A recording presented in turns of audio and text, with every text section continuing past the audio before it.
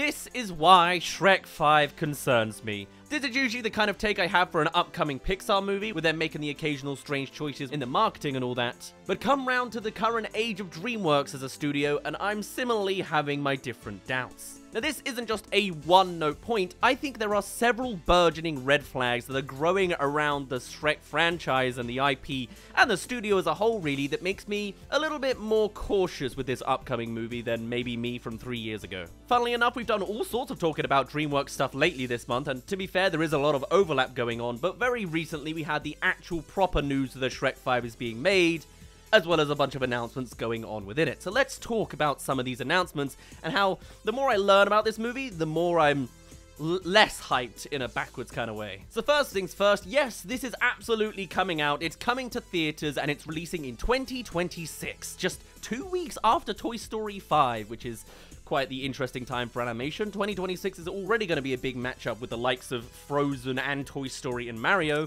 and now Shrek's coming in as well. What a time to be alive. No original IPs to be seen here. Now, specifically with it going with a July 1st, 2026 date, it's very much trying to step on the toes of Toy Story 5. This is, I guess, their next main rival, and I can't help but wonder if that's a little bit deliberate. Fair enough, do what you can, you know? What are the odds that Toy Story 5 is going to be as big as Inside Out 2 and completely bombastically overblow future movies coming out several weekends later? That's not an issue at all. Now, I have actually already talked very at length about Toy Story and Shrek specifically, and Pixar and DreamWorks as studios clashing over, but essentially they are in the exact same point, both being fifth installments, and they were the two biggest names in the 90s and 2000s animation, both coming up front now with their studio-defining franchises. But weirdly enough, it's not actually the first time this has happened. Back in 2010, which will be 16 years ago by the time these movies come out, we had both Toy Story 3 and Shrek Forever After coming out in a similar time frame as well.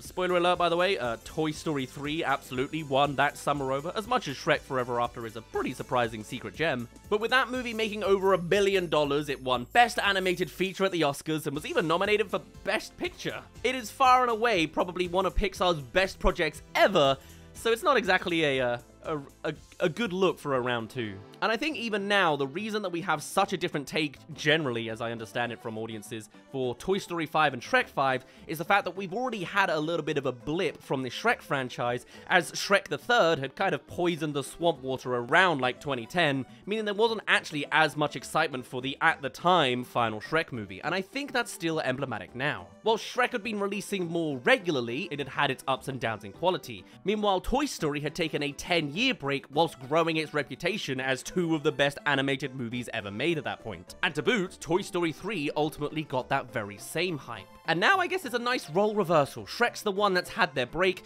Toy Story, I guess, have had a little bit of a blip in quality. We have completely different takes on where this final defining franchise episode is going to go. And we've already spoken about this dynamic quite at length earlier in the month, so I'll end it there on that point. So the fact that there is a lot of hype around this movie obviously means they're in a good place financially, sure, and chances are this movie is going to make $1 million money no matter what it does. Probably a bit more than $1 million money. Maybe $2 million money. However, I'm a little bit more on the back foot. Had you asked me about my excitement for a potential Shrek 5 at the end of Puss in Boots' Last Wish, I would absolutely be on board. With Puss in Boots introducing this whole new animation style and showcasing DreamWorks at their absolute prime, doing a whole new wave of brilliance in their presentation, Shrek looked like it was gonna be, for one thing, inevitable, because the literal ending just leans into that being the next thing. However, since then, DreamWorks has sort of bumbled around with their projects. Whether we are talking about their side spin-off Peacock deals like Megamind, or the very uninteresting, thematically dismissive Kung Fu Panda 4, it's clear that the DreamWorks of now is different to the DreamWorks of several years ago. On top of that, it's only gonna get worse from here, as animators have been coming up en masse to say that beyond September, DreamWorks will be a very differently operating studio, as they are planning to outsource a lot of their animation to a Sony Canadian studio in order to save money. And of course, it's animators that are always the first on the chopping board there.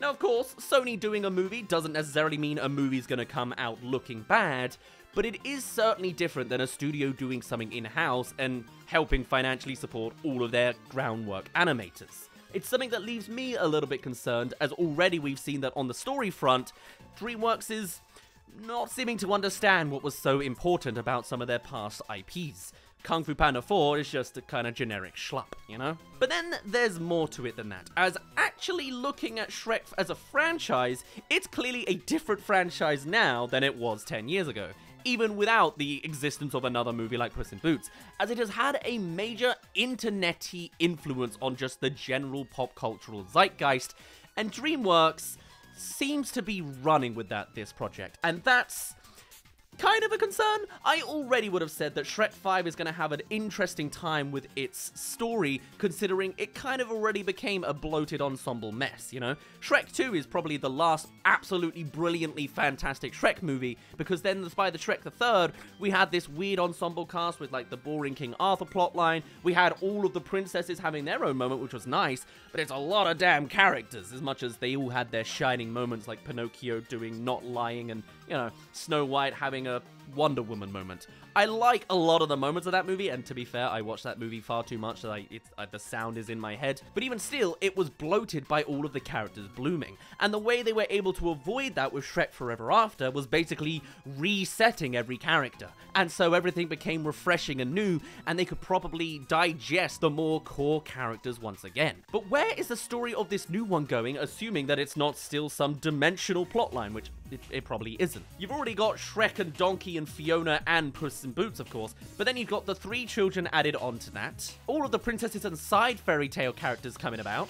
There's probably going to be some sort of governmental political element with the king and Arthur and the queen and all the rest of it. And then you got to add a villain on top of all that. Not to mention you've got the dragon wife and the dragon donkey mix-up kids. Puss in Boots is coming with his dog friend and his cat girlfriend. Like, everyone's got their own separate groups. How do you demonstrate any of them without showing none of them? Being spread all too thin is something we've even seen very recently with Illumination's latest project, Despicable Me 4. And hey, how funny it is to mention Despicable Me 4 at a time like this, as they have also announced that in order to stitch this movie together, one of the big producers involved in this is, of course, Chris Meledandri of Despicable Me fame. Now, the very fact that he's here isn't in itself a giant red flag. It's not a doomed project. Because of that, I quite like a handful of Chris Meledandri projects. He was involved in the Mario movie. I enjoyed the Mario movie, as much as it was also kind of simplistic and just trying to entertain the biggest mass audience they could that they knew that they had. And Shrek, of course, also has that mass appeal as well, so yeah, something to note there. But also, even with the likes of their Minions franchise, I really liked Minions too, as it was a good demonstration of slapstick humor that was kind of more sketchy. There were just big set pieces and interesting demonstrations. I always loved the plane scene in Minions 2, and I thought the story stitched itself together relatively well. But Shrek seems to have all of the elements of what could go wrong in an Illumination Despicable Me-esque project, that does make me concerned for where they're going with this. Add on to the fact that we do have a little bit of a hint of the story in the form of the tagline, in which they just say, "The All-Star returns," but that is not at all how Shrek has portrayed himself in the prior movies. This is very much a mass popular appeal, internet-y, meme-based wink to the audience that is so far and away from the thematics of the initial story. It sounds like the exact same pitfalls as Kung Fu Panda 4. And when you have got a prompt like this big bloated Shrek universe, and then you've got a mass audience and obviously a very big culture on nostalgia, I have seen a lot of people mentioning that this movie may just be one big nostalgia bait as well. And how do you go back to the nostalgic times of the old Shrek 1 and Shrek 2? One of the big theories I've been seeing popping up is the reintroduction of the fairy godmother. I'll admit, it is a crowd pleaser. She is literally the highlight of the entire franchise, but it would be the ultimate way to completely tarnish the future of the franchise as well. It's to the point I almost think it's inevitable. The whole holding out for a hero is a massive iconic element of Shrek's best climax, and I think they are literally gonna run it again. It will probably be that there's a big musical finale to make the most nostalgic tone of doing it again now that we've had a break. Just bring back the old school Shrek once again. It doesn't sound like it's necessarily the most appealing future steps to take. Hey there, thank you for making it partway through this video. If you haven't already, come subscribe if you haven't already, if you want to keep up with any other animated movie news. This is just a quick cheeky mid-plug. Do tell me some of your thoughts as well below, and I'll let you get back to the rest of the video. Of course, some other elements of nostalgia bait are a good thing, such as the fact that it has now been confirmed that all of the cast are reappearing. Great, of course, we don't want Shrek to be recasted, although that could have actually been a problem, as it is also famously known that both Mike Myers and Cameron Diaz have retreated from Hollywood in the past, so actually bringing them back is huge news in and of itself, as it, I guess, could have been plausible that they would be recast for not wanting to deal with the industry anymore, which, to be fair, valid. Kind of loops back to the whole, man, they really must have pulled out a fortune in order to bring them back. That could have maybe gone to the animators instead, but hey, that's a problem of the animation industry as a whole. But, you know, we're cutting down animator fees in order to boost up the celebrity cast. Alright, sure. It's just part of the tone of our times. But with it clearly having some highs and lows with this more potential nostalgic route, I also do worry that this will be pushing Shrek 5 into a more commercially conscious direction. Instead of being so much of a parody of the classic fairy tales of old and poking fun at Disney like the early day Shrek, it feels like it's gonna be more like it's doing a pop cultural meme-ified version of the story that loses some of the magic along the way. It's gonna be nods to the audience, maybe Marvel quips. I mean, actually parodying Marvel quips might not be the worst thing in the world. It's a different form of Disney poking, but this is meant to be a fairy tale world. I don't know how they're gonna do it. It's a really weird thin prompt of you can ruin the bottom end and the top end. You gotta find that balance between the two. And the best real reference we really have for doing that kind of tongue-in-cheek, commercially aware movie is, again, the Despicable Me movies. You know, these movies feel much more like a product more than anything else. A movie made at low cost from outsourcing to foreign studios in order to make big profits and even bigger merch sales. The Despicable Me franchise is primed to be the most aggressively profitable product possible, and the movies are structured to be a part of that. It's just part of the business model. And you know, I just don't want our old pal Chris Meledandri to spread any of that kind of tone and magic to the Shrek franchise, even though it clearly does have the potential to be that. I see why they signed him up for it. And I mean, obviously, the signs are already there. They're already working on a Donkey spin-off, as has been confirmed and slipped out by Eddie Murphy. So, you know, it's not a great start. We don't even know how well the Shrek 5 movie is going to be received, but it's already spinning off into multiple different franchises. It's like a very different potential tone for Shrek coming up. I know I would have said the same about Puss in Boots 2 back when it was upcoming. I still stand by this point because they greenlit a Donkey movie before knowing the reception of Shrek 5. That definitely sounds like a mistake to me. Add on to the fact that I don't think you need to chuck up this movie in any way to make more money possible. It's going to do that anyway, you know? The Shrek, I feel like, is like an invincible series that will always be popular, especially after the meme zeitgeist it has. You don't need to Chris Meledandri it up to make even more crazy profits. It is locked in that this will be a huge movie. But some of the nods and winks they're giving just makes me concerned for what direction it is actually going next. You know, with this franchise, you have children who are now parents, parents who are now grandparents who have had Shrek in their lives since 2001, you know? This is already a full multi-generational series. Please remember that, audience. I mean, part of Shrek's universal appeal from the beginning was the fact that it was loaded with adult humor while still being suitable for kids. It could also be a concern that Chris Meledandri of Despicable Me fame, and Mario as well, might try to make this movie aim at an even younger generation. Of course, it makes sense that for a hiatus movie, it would aim for the current generation of kids and aim a little lower, but I do think something will be missed if it just becomes extra babyfied. I like to think that because of Puss in Boots 2 and the theme of literal death in that movie, it will still toe that line very comfortably, but it could be very plausible that they turn the Donkey Dragons and Shrek's tiny ogre babies into the next Minions, and it's really babyish and stupid in a way that doesn't satisfy the original quota and just pulls away from the audience that is clearly garnered around Shrek. If you are to get the most success out of this movie, you need to make sure that this is to the level that it could be a contender for Best Animated Feature. You make a movie to that level of quality, and you'll make so much more money on adults going back to watch this again and again, let alone the kids. Make it a kids' film as well. Find the balance of both. You're meant to be some of the best in the animation. You were once. Give the audience a good return to the Shrek universe beyond being for the sake of it. Because you will not get a Gru-shaped past if Shrek 5 transpires to be a series of funny scenes with little story holding it together. You have two of DreamWorks' best movies to live up to, as well as two lesser movies that a fifth one could join if you aren't careful. Because that's the thing, Shrek is inconsistent. Whereas Despicable Me has a formula that has clearly been working for them on the profit side of things, Shrek can't just be treated like that same formula. Whilst lots of people are keen for this movie, there's still going to be more scrutiny on this project than most. If you want to make those other movies, sure, they're valid, like the Donkey movie, for whatever reason, but this one has to be positively received first. And even if Shrek 5 isn't very good, it will still make a bucket load of money. And it really is a big juggle up of whether the quality is going to be good, as pretty much all sorts of people that are involved in this movie have also had inconsistent filmography. The main director, and one of the big names that's relevant to this movie, is Walt Dawn. He's the guy who wrote Shrek, one of the best DreamWorks scripts of all time. He also directed Trolls 2.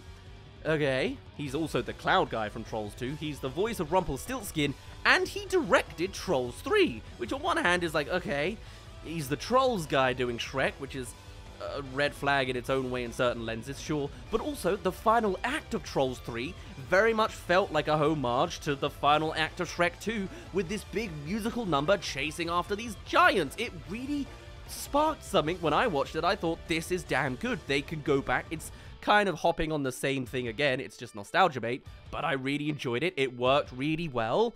If this is the guy that wants to do it for a third time, maybe that's legitimate. Maybe it's basic nostalgia bait, but it's a crowd pleaser. It's weird, you know? He's the guy from Trolls. He's the guy from the original Shreks. Really, this is just once again another potential pathways of who knows where the future of Shrek is going. Remember there was that one point that they considered doing an outright reboot of Shrek, reanimating it entirely, new voice actors, fresh start, exactly what everyone would have been happy with, sure. Thank goodness they didn't go down that road. Although, actually thinking about it, maybe if they'd done something like repainting it into the Puss in Boots style, it could have been interesting. You know, having that sort of reimagining that was more like an actual Shrek storybook universe could have been a great idea to make that spin work. Hey, maybe there's a possibility it will still happen. Who knows exactly how this Shrek 5 rendition is going to look. It could have the Puss in Boots Last Wish art style, since that version of Puss in Boots is coming over. The actual graphic we do have for the announcement does seem to be just the old school style. I suspect it'll be most likely the design of Shrek that they have from the DreamWorks logo.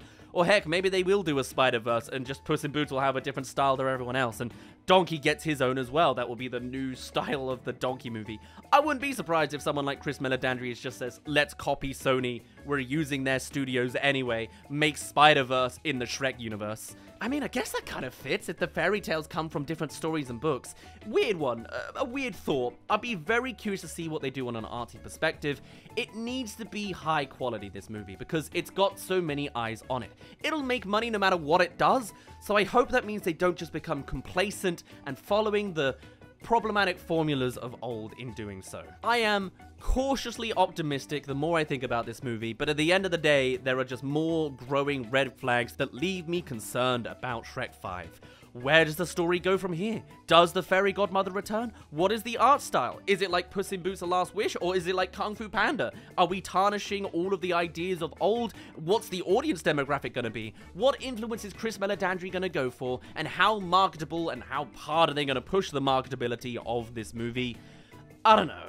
It joins what is set to be a landmark year for animated movies, going up against Mario 2, Frozen 3, and Toy Story 5. And you never know, maybe Shrek could be the highlight of all of them.